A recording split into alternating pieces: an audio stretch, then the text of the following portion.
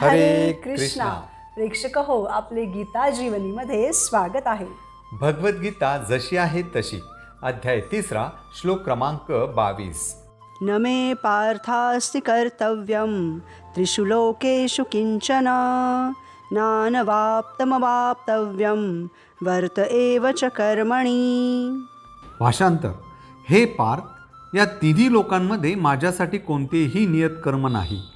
मला कशाची उणीव नाही, तसेच मला काही प्राप्त करावयाची आवश्यकताही नाही, आणि तरीसुद्धा मी या नियत कर्मांचे आचरण करतो. तर प्रेक्षक हो, आपण याआधी पाहिले की भगवान श्रीकृष्णांनी अर्जुनाला जनक महाराजांचे उदाहरण देऊन त्यांचे अनुसरण करण्यास सांगितले. कारण जनक महाराज हे महान राजे असूनही जनतेसमोर एक उत्तम आदर्श उदाहरण स्थापित करण्यासाठी उत्तम प्रकारे ते त्यांची विहित कर्तव्ये पूर्ण करीत होते. त्याचप्रमाणे भगवान श्रीकृष्ण येथे दुसरे उदाहरण देत आहेत, आणि ते म्हणजे स्वतःचेच. तर प्रेक्षक हो, प्रत्येक मनुष्याची जो बद्ध आत्मा आहे त्याची काही ना काही विहित कर्तव्ये असतात. कोणी ब्राह्मणाचे, कोणी क्षत्रियाचे, कोणी वैश्याचे, तर कोणी शूद्राचे कर्तव्य पार पाडतात आणि स्वतःचे तसेच आपल्या परिवाराचे पालनपोषण करतात. परंतु भगवान श्रीकृष्णांसाठी असे कोणतेही नित्य विहित कर्तव्य नाही. कारण ते स्वतः साक्षात परमपुरुष भगवान आहेत, आणि त्यांनी केवळ इच्छा केल्याने सर्व घटना, सर्व गोष्टी फलित होतात. म्हणून त्यांच्यासाठी कोणत्याही प्रकारची विहित कर्तव्ये नाहीत. प्रेक्षक हो, येथे ते अर्जुनाला म्हणतात की हे अर्जुना, मला करण्यासाठी अशी विहित कर्तव्ये नाहीतच मुळी. केवळ येथे या भूतलावरच नाही, तर 14 लोकांमध्ये मी कुठेही गेलो तरी मला करण्यासाठी अशी विहित कर्तव्ये काहीच नाहीत. का? कारण मला कशाचीच कमतरता नाही किंवा आवश्यकताही नाही. परंतु प्रेक्षक आहोत, तेच दुसरीकडे बघितले तर आपण सर्वजण आपली विहित कर्तव्ये करतो किंवा केली पाहिजे. कारण आपल्याला काही ना काहीतरी आवश्यकता आहेत. आपल्या स्वतःची काळजी घेण्यासाठी, आपल्या कुटुंबाची काळजी घेण्यासाठी आपल्याला आपली विहित कर्तव्ये करणे भाग पडते. परंतु भगवंतांना कशाचीच आवश्यकता नसल्यामुळे त्यांना त्यांची विहित कर्तव्ये करून काही मिळवायचेही नाही. परंतु या जगामध्ये मात्र कोणीही काहीतरी फायदा किंवा परतफेड मिळत असल्याशिवाय कोणतेही काम करण्यास तयार नसतो. उदाहरणार्थ, एखादा मनुष्य पूर्ण महिनाभर ऑफिसमध्ये जाऊन काबाड कष्ट करतो, कारण महिन्याच्या अखेरीस त्याला त्याच्या त्या नोकरीपासून पगार मिळणार असतो, ज्याद्वारे तो त्याची स्वतःची, त्याच्या कुटुंबाची, स्वतःच्या मुलांची काळजी घेऊ शकणार असतो. हे कर्म कितीही निस्वार्थी दिसत असले तरी त्यातूनही काही ना काहीतरी मिळवण्याची इच्छा असतेच. भले मग ते पैसे नसतील तरीही म्हातारपणी आपल्याला आधार हवा असतं, प्रेम हवं असतं, आणि त्यासाठी आपण आपल्या मुलांची, कुटुंबियांची काळजी घेत असतो. म्हणजे आपल्या प्रत्येक कर्मामागे काही ना काही मिळवण्याची इच्छाही असतेच, आणि म्हणून आपण ते कर्तव्य करतो. परंतु प्रेक्षक हो, भगवंत सांगतात की मला माझी विहित कर्तव्य करून काही मिळवण्याची इच्छाही नाही आणि मला काही कर्तव्यही नाहीत, तरीसुद्धा मी माझी विहित कर्तव्ये करतो.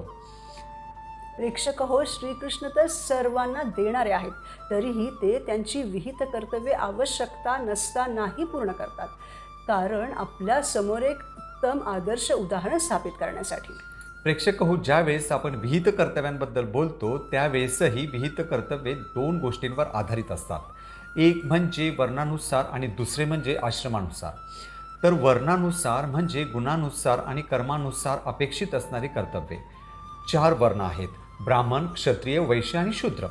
जसे की ब्राह्मणांसाठी विद्यादानाचे कर्तव्य, क्षत्रियांसाठी जनतेचे रक्षण करण्याचे कर्तव्य, वैश्यांसाठी गोरक्षा, कृषी, वाणिज्य, तर शूद्रांसाठी सेवा करण्याचे कर्तव्य आहे. हे 4ही वर्ण एकसारखेच महत्त्वाचे आहेत. आणि या 4ही वर्णांचा उद्देशही हाच आहे की भगवंतांचा साक्षात्कार करून घेणे. तर यातील कोणत्या वर्णामध्ये श्रीकृष्ण येतात? खरं तर भगवंत या वर्ण आणि आश्रमाच्याही पलीकडे आहेत. परंतु जेव्हा ते या भूतलावर 5000 वर्षांपूर्वी द्वापार युगामध्ये प्रकट होतात, तेव्हा जरी ते क्षत्रिय कुळामध्ये प्रकट झालेले असले तरी पहिली 11 वर्षे ते वृंदावनामध्ये वैश्य म्हणून वावरतात. आणि वैश्यांचे जे कर्तव्य आहेत, जसे की गोरक्षण करणे, कृषी करणे इत्यादीही कर्तव्ये ते अतिशय उत्तम प्रकारे पूर्ण करतात. त्यानंतर कंसाचा वध केल्यानंतर जेव्हा ते द्वारकेचे राजा बनतात तेव्हाही ते क्षत्रियाचे कर्तव्य अतिशय उत्तमरित्या पार पाडतात. ते प्रजेचे उत्तम प्रकारे संरक्षण करतात. प्रेक्षक हो, हे झाले वर्णाबद्दल.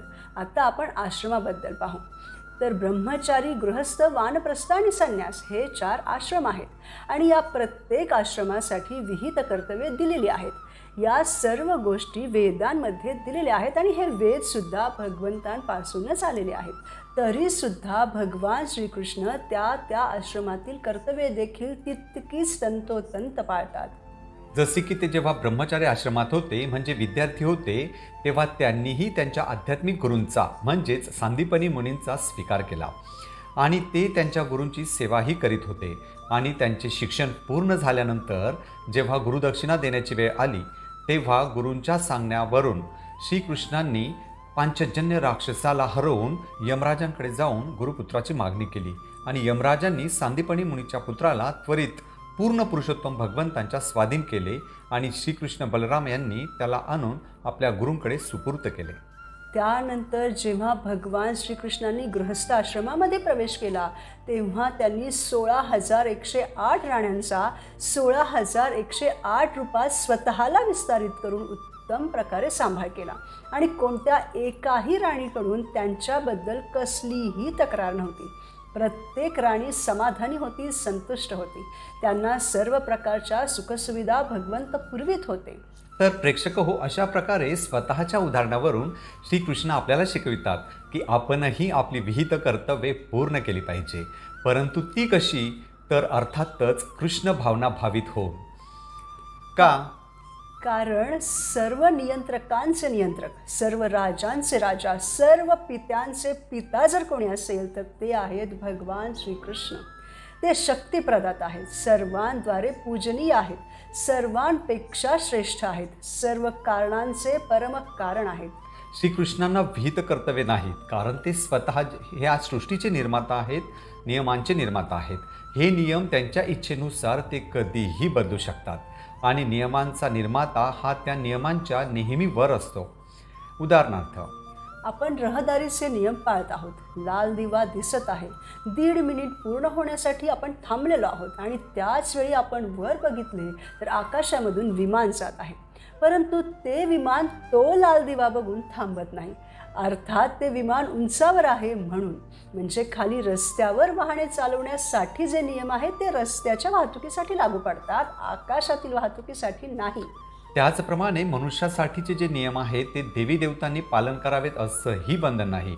मग ज्यांनी हे नियम स्वतः बनविले आहेत त्यांच्यासाठी ते कसे काय लागू होतील? भगवान श्रीकृष्ण आपल्याला आपली विहित कर्तव्ये सांगतात परंतु त्यांच्यासाठी त्यांची विहित कर्तव्ये नाहीत. भगवान श्रीकृष्ण तर स्वतः पूर्ण पुरुषोत्तम भगवान आहेत. म्हणून जेव्हा जेव्हा श्रीकृष्ण भगवद्गीतेमध्ये काही बोलतात त्यावेळेसही असं म्हटलेलं आहे की श्री भगवान वाच. भगवान म्हणजे त्यांच्या ताब्यामध्ये सर्व भाग्य आहे, सर्व शुभ गोष्टी आहेत, सर्व ऐश्वर्य आहेत. कोणत्या प्रकारचे ऐश्वर्य त्यांच्या ताब्यात आहेत? तर 6 प्रकारचे. भगवान म्हणजे षड ऐश्वर्य संपन्न व्यक्ती. ते सर्वात जास्त बुद्धिमान आहेत, ते सर्वात जास्त श्रीमंत आहेत, ते सर्वात जास्त शक्तिशाली आहेत, ते सर्वात जास्त सुंदरही आहेत, ते सर्वात जास्त यशस्वी आहेत आणि एवढं सर्व असूनही ते सर्वात जास्त वैरागीही आहेत. अशा प्रकारे ते षड ऐश्वर्य संपन्न आहेत, ते परिपूर्ण आहेत. त्यामुळे या भौतिक जगातील नियम त्यांना स्पर्शही करू शकत नाहीत. तसेच प्रेक्षक हो, भगवंतांच्या शरीराचे स्वरूपही सामान्य जीवासारखे नसते. आपण आत्मा आहोत आणि आपल्या आत्म्यावर 2 स्तर आहेत.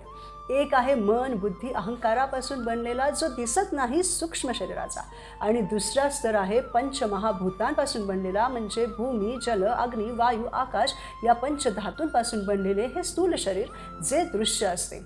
परंतु भगवंतांचे असे नाही. त्यांना भगवत धामातून या भौतिक जगामध्ये येताना भौतिक शरीर धारण करण्याची आवश्यकता नसते. तर त्यांच्या शरीरामध्ये आणि आत्म्यामध्ये काहीच फरक नाही. ते परिपूर्ण आहेत. त्यांची सर्व इंद्रिये दिव्य आहेत. त्यांच्या इंद्रियांपैकी कोणतेही एक इंद्रिय इतर कोणत्याही इंद्रियाचे कार्य करू शकते. जसे की ते डोळ्यांनी पाहू शकतात, कानाने खाऊ शकतात तर मुखाने ऐकूही शकतात.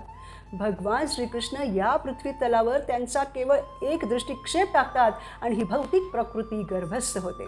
तसेच भगवंतांना कोणत्याही प्रकारच्या इच्छा नसतात, तसेच त्यांच्या शुद्ध भक्तांनाही कोणत्याही प्रकारच्या इच्छा नसतात. त्यांना केवळ एकच इच्छा असते, भगवान श्रीकृष्णांची प्राप्ती. म्हणून प्रेक्षक हो, जीवनात आनंदी राहण्यासाठी आपण आपल्या वर्ण आणि आश्रमानुसार आपली विहित कर्तव्ये पूर्ण केली पाहिजे आणि भगवत प्राप्ती करून घेतली पाहिजे. पुढील भागात आपण भगवद्गीतेच्या 3ऱ्या अध्यायातील पुढील श्लोकांवर मनन करू. भगवंतांच्या इच्छेनुसार आदर्श जीवन जगूयात आणि जे मिळवण्याजोगं आहे ते कृष्णप्रेम मिळवूयात. धन्यवाद. हरे कृष्णा.